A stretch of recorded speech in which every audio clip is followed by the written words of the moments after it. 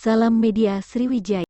Seorang polwan yang bertugas mengamankan demo di KPU mengalami aksi penganiayaan dari seorang ibu simpatisan Partai Prima. Tak terima atas apa yang dilakukan oleh ibu tersebut, sang polwan yang berinisial ESR melaporkan kejadian tersebut ke polisi. Simpatisan yang diketahui bernama E melawan petugas yang sedang bertugas dan/atau penganiayaan dan/atau perbuatan tidak menyenangkan. Kabid Humas Polda Metro Jaya Kombes Endra Zulpan dalam keterangannya Kamis tanggal 15 Desember tahun 2022.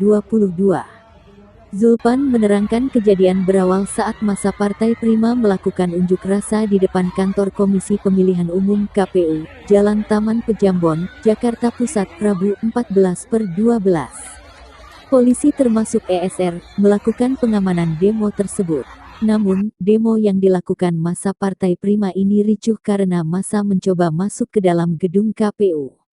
Aksi saling dorong antara pihak kepolisian dengan massa terjadi. Dengan adanya kejadian tersebut, korban berusaha untuk menenangkan massa yang mayoritas perempuan, namun tiba-tiba terlapor EE melakukan penamparan ke arah wajah korban, ucap Zulpan. Korban pun merasa dirugikan akibat peristiwa yang dialaminya. ESR lalu melaporkan kejadian tersebut ke Polda Metro. Kini pelaku telah diamankan untuk dilakukan penyidikan lebih lanjut. Nanti aja jawab. Bawa aja.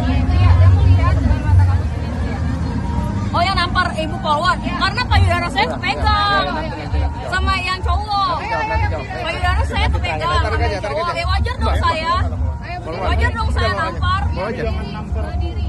Wajar dong karena kan ibunya. Udah nggak usah. Ikut aja dulu, Mbak. Ikut aja. Ikut aja dulu, Mbak.